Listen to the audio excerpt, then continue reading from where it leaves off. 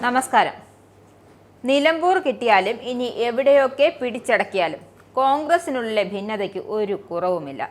നാൾക്കുനാൾ ആ ഭിന്നത രൂക്ഷമാകുന്നതേ ഉള്ളൂ. കാരണം കോൺഗ്രസിനുള്ളിൽ വി.ഡി. സതീശനെ ഒതുക്കുക എന്ന ചിന്തയാണ്. അതിനാൽ സതീശനെതിരെ പടയൊരുക്കം ശക്തമാണ്. രമേശ് ചെന്നിത്തലയുടെയും ബെന്നി ബെഹനാന്റെയും നേതൃത്വത്തിൽ നടക്കുന്ന അണിയറ നീക്കത്തിൽ കെ മുരളീധരനും കെ സുധാകരനും അടക്കമുള്ള മുതിർന്ന നേതാക്കൾക്കും പങ്കുള്ളതായാണ് പുറത്തുവരുന്ന വിവരം. പി.വി. അൻവറിനെ യു.ഡി.എഫിൽ എടുക്കണമെന്ന ഈ വിഭാഗത്തിന്റെ താൽപര്യത്തിനെതിരെ വി.ഡി. സതീശൻ ശക്തമായ നിലപാട് സ്വീകരിച്ചതാണ് ഭിന്നത രൂക്ഷമാക്കിയത്. അൻവറിനെ മുന്നണിയിലെടുത്താൽ അതൊടുവിൽ കുരിശാകുമെന്ന കണക്കുകൂട്ടലാണ്. മാത്രമല്ല, നിലമ്പൂരിൽ ആര്യാടൻ ഷൗക്കത്തിനെ പരസ്യമായി പരാജയപ്പെടുത്താൻ ശ്രമിച്ച പി.വി. അൻവറിനെ മുന്നണിയിലെടുത്താൽ അത് കോൺഗ്രസ് അണികളെ പ്രകോപിപ്പിക്കുമെന്ന മുന്നറിയിപ്പും സതീശൻ നൽകുന്നുണ്ട്.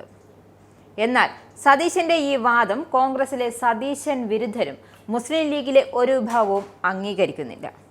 തദ്ദേശ തിരഞ്ഞെടുപ്പ് ആസന്നമായ സാഹചര്യത്തിൽ നിലമ്പൂരിലും പരിസര പ്രദേശങ്ങളിലെ ചില മണ്ഡലങ്ങളിലെങ്കിലും യു.ഡി.എഫിന്റെ സാധ്യതകളെ തൃണമൂൽ കോൺഗ്രസിന്റെ സാന്നിധ്യം ബാധിക്കുമെന്നാണ് ഇവരുടെ വാദം.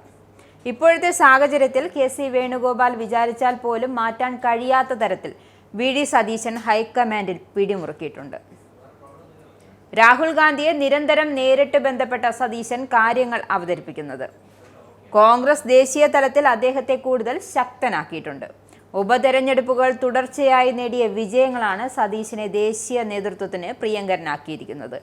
ഈ പോക്ക് പോയാൽ 2026 നിയമസഭാ തെരഞ്ഞെടുപ്പിലെ സ്ഥാനാർത്ഥി നിർണയത്തിലും സതീശന് നിർണായക റോളുണ്ടാകും. ഇതുതന്നെയാണ് അദ്ദേഹത്തിന്റെ എതിർചേരിയെയും ആശങ്കപ്പെടുത്തുന്നത്.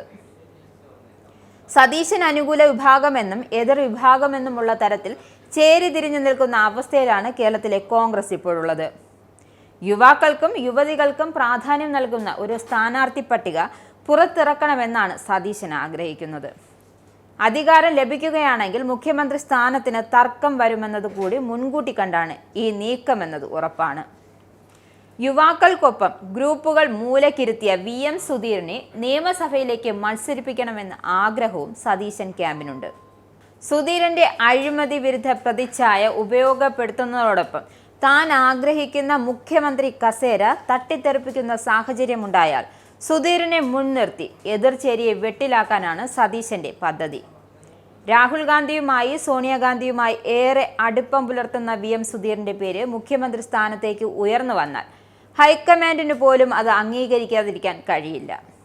കേരളത്തിൽ ഭരണം ലഭിച്ചാൽ നേതാക്കൾ തമ്മിലടിക്കുമ്പോൾ സമവായ സ്ഥാനാർത്ഥിയായി ലാൻഡ് ചെയ്യാമെന്ന AICC ജനറൽ സെക്രട്ടറി കൂടിയായ ആലപ്പുഴ MP കെ.സി. വേണുഗോപാലിന്റെ സ്വപ്നം കൂടിയാണ് അതോടെ തകർന്നടിയുന്നത്.